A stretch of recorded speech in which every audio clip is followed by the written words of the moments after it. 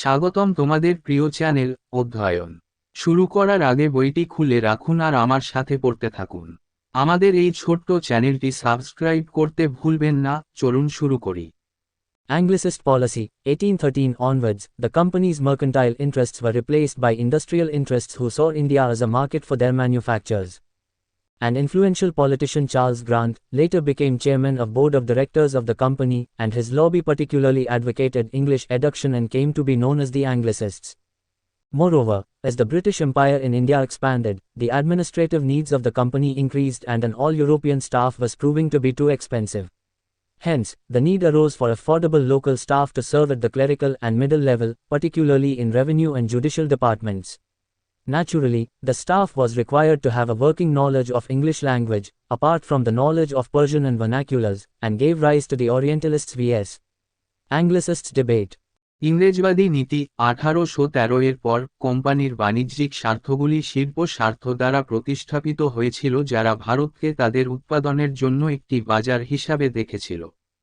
একজন প্রভাবশালী রাজনীতিবিদ চার্লস গ্রান্ট পরে কোম্পানির পরিচালনা পর্ষদের চেয়ারম্যান হন এবং তার লবি বিশেষ করে ইংরেজি শিক্ষার পক্ষে ছিলেন এবং অ্যাংলিসিস্ট হিসেবে পরিচিতি লাভ করেন। অধিকন্তু ভারতে ব্রিটিশ সাম্রাজ্যের বিস্তৃতির সাথে সাথে কোম্পানির প্রশাসনিক চাহিদা বৃদ্ধি পায় এবং সমস্ত ইউরোপীয় কর্মী অত্যন্ত ব্যয়বহুল বলে প্রমাণিত হয়। তাই কেরানি এবং মধ্যম স্তরে, বিশেষ করে রাজস্ব ও বিচার বিভাগে কাজ করার জন্য সাশ্রয়ী মূল্যের স্থানীয় কর্মীদের প্রয়োজন দেখা দেয়। স্বভাবতই এই কর্মীদের ফার্সি ও স্থানীয় ভাষার জ্ঞান ছাড়াও ইংরেজি ভাষার কাজের জ্ঞান থাকা প্রয়োজন ছিল এবং প্রাচ্যবিদ বনাম অ্যাংলিসিস্ট বিতর্কের জন্ম দেয়। The liberals, they were the followers of liberalism, i.e. the belief in individual freedom, gender and racial equality, democracy and human rights. John Locke, an English philosopher and a political theorist, one of the most influential of Enlightenment thinkers, is widely regarded as the father of liberalism. উদারপন্থীরা তারা ছিল উদারনীতির অনুসারী, অর্থাৎ ব্যক্তি স্বাধীনতা, লিঙ্গ ও জাতিগত সমতা, গণতন্ত্র এবং মানবাধিকারে বিশ্বাসী। জন লক একজন ইংরেজ দার্শনিক এবং একজন রাজনৈতিক তাত্ত্বিক, আলোকিত চিন্তাবিদদের মধ্যে অন্যতম প্রভাবশালী, ব্যাপকভাবে লিবারেলিজমের জনক হিসেবে বিবেচিত। Serampore missionaries, they were the pioneering English missionaries, namely William Carey, William Ward and Joshua Marshman, known as the Serampore Trio. Since the English company's government discouraged missionary work in its territories, they chose Serampore, then known as Fredericknagore, near Calcutta but in Danish India, to carry out their activities. Subsequently, a mission and a press were established at Serampore in 1799. Serampore missionary, তারা ছিলেন অগ্রগামী ইংরেজ missionary, যথা William Carey, William Ward এবং Joshua Marshman, যারা শ্রীরামপুর ত্রয়ী নামে পরিচিত। যেহেতু ইংরেজ কোম্পানির সরকার তাদের অঞ্চলে মিশনারি কাজকে নিরুৎসাহিত করেছিল, তাই তারা তাদের কার্যক্রম পরিচালনার জন্য কলকাতার কাছে শ্রীরামপুর, তখন ফ্রেডেরিকনগর নামে পরিচিত, বেছে নেয়, কিন্তু ড্যানিশ ভারতে। পরবর্তীকালে 1799 সালে শ্রীরামপুরে একটি মিশন এবং একটি প্রেস প্রতিষ্ঠিত হয়। During 1800 to 34, the press printed the Bible in several Indian vernaculars. In 1802 to 03, Bengali translations of Ramayana and Mahabharata were published, marking the first ever appearance of the two great epics in printed form. The press also printed vernacular textbooks, grammars, dictionaries, Hindu mythological tales, newspapers etc. 1800 থেকে 34 সালের মধ্যে প্রেসটি বেশ কয়েকটি ভারতীয় স্থানীয় ভাষায় Bible ছাপিয়েছিল। 1802 থেকে 03 সালে রামায়ণ এবং মহাভারতের বাংলা অনুবাদ প্রকাশিত হয়, যা মুদ্রিত আকারে দুটি মহান মহাকাব্যের প্রথম উপস্থিতি চিহ্নিত করে। প্রেসটি স্থানীয় পাঠ্যপুস্তক, ব্যাকরণ, অভিধান, হিন্দু পৌরাণিক কাহিনী, সংবাদপত্র ইত্যাদিও ছাপাত। Orientalists' Anglicists controversy, it referred to the prolonged debate on whether the company should promote Indian, Oriental, or Western, Anglicist learning. Till 1823 the educational fund allocated by the Charter of 1813 remained unutilized. Even in 1823, when the General Committee of Public Instruction was set up, the 10 members of the committee remained divided in two equal groups, namely the Orientalists, led by H.T. Prinsep, and the Anglicists, who advocated that the funds be utilized for promotion of Western subjects through English medium. প্রাচ্যবিদ অ্যাংলিসিস্টদের বিতর্ক, এটি কোম্পানির ভারতীয় প্রাচ্য নাকি পাশ্চাত্য অঙ্গরাজ্যবাদী শিক্ষার প্রচার করা উচিত তা নিয়ে দীর্ঘ বিতর্কের কথা উল্লেখ করেছে। 1823 সাল পর্যন্ত 1813 সালের সনদ দ্বারা বরাদ্দকৃত শিক্ষা তহবিল অব্যবহৃত ছিল।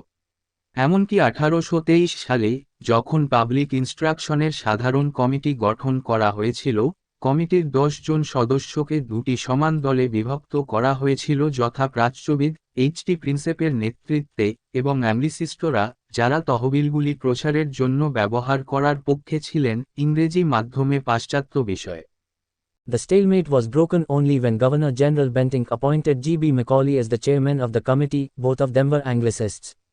Macaulay showed great contempt for Indian customs and literature and had once stated, "A single shelf of a good European library was worth the whole native literature of India and Arabia."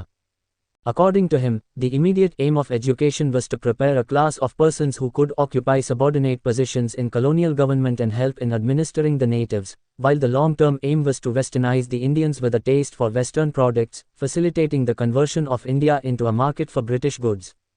অচলাবস্থা ভেঙে যায় তখনই যখন governor general Bentinck GB ম্যাকাউলেকে কমিটির chairman হিসেবে নিযুক্ত করেন। তারা উভয়ই অ্যাংলিসিস্ট ছিলেন। ম্যাকলে ভারতীয় রীতিনীতি এবং সাহিত্যের প্রতি চরম অবজ্ঞা দেখিয়েছিলেন এবং একবার বলেছিলেন, একটি ভালো ইউরোপীয় গ্রন্থাগারের একক শেলফ ভারত ও আরবের সমগ্র দেশীয় সাহিত্যের মূল্য ছিল। তার মতে, শিক্ষার তাৎক্ষণিক লক্ষ্য ছিল এমন এক শ্রেণীর লোক তৈরি করা যারা ঔপনিবেশিক সরকারের অধীনস্থ পদে অধিষ্ঠিত হতে পারে এবং স্থানীয়দের প্রশাসনে সাহায্য করতে পারে, যদিও দীর্ঘমেয়াদী লক্ষ্য ছিল ভারতীয়দের পশ্চিমা পণ্যের স্বাদ দিয়ে পশ্চিমীকরণ করা, ভারতকে ব্রিটিশ পণ্যের বাজারে রূপান্তরিত করা।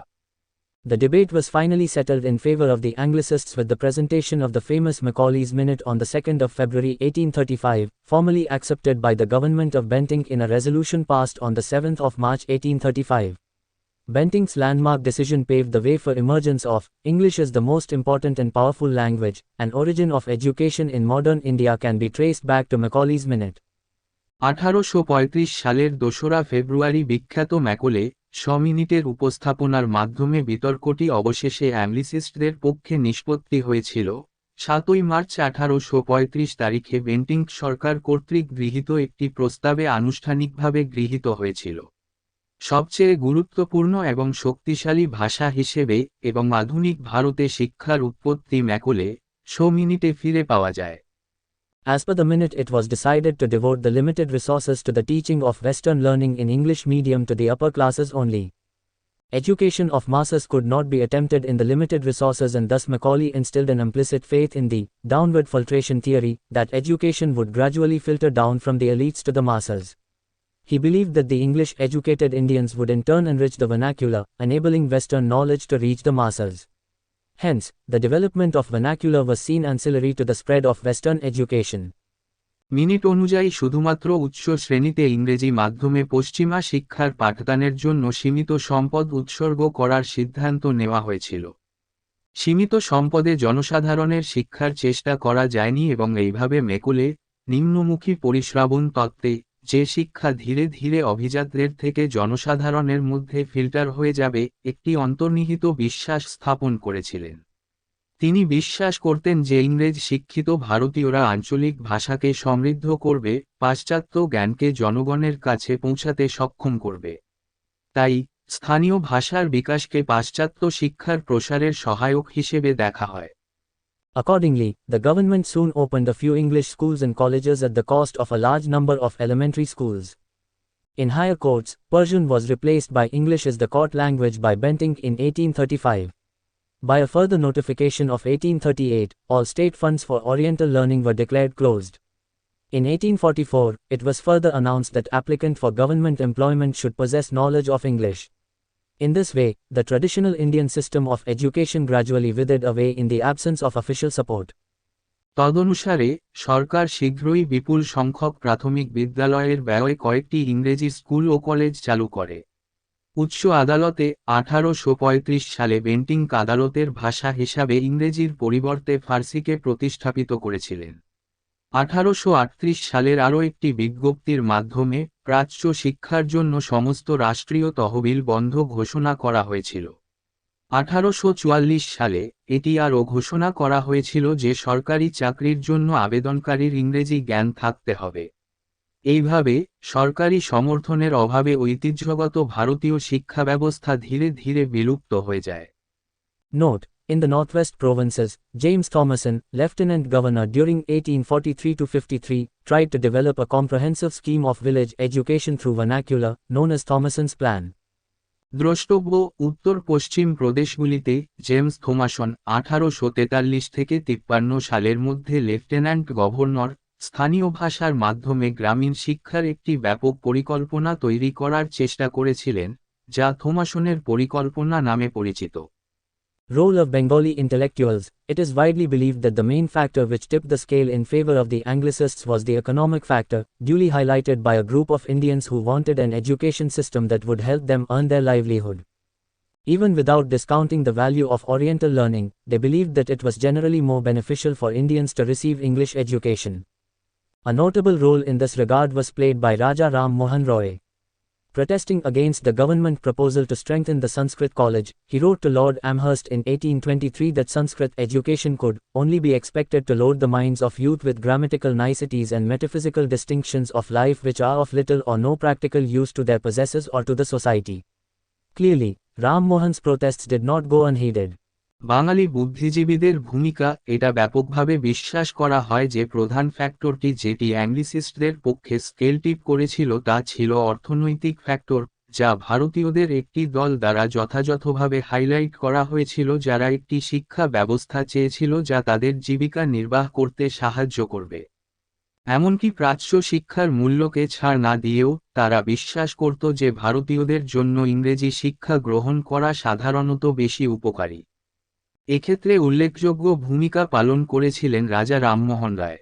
সংস্কৃত কলেজকে শক্তিশালী করার সরকারি প্রস্তাবের বিরুদ্ধে প্রতিবাদ করে তিনি লর্ড আমহার্স্টকে 1823 সালে লিখেছিলেন যে সংস্কৃত শিক্ষা হতে পারে শুধুমাত্র যুবকদের মনকে ব্যাকরণগত সূক্ষ্মতা এবং জীবনের আধিভৌতিক পার্থক্যের সাথে ভারপ্রাপ্ত করার আশা করা যেতে পারে যা খুব কম বা কোন ব্যবহারিক কাজে লাগে না তাদের অধিকারী বা সমাজের কাছে।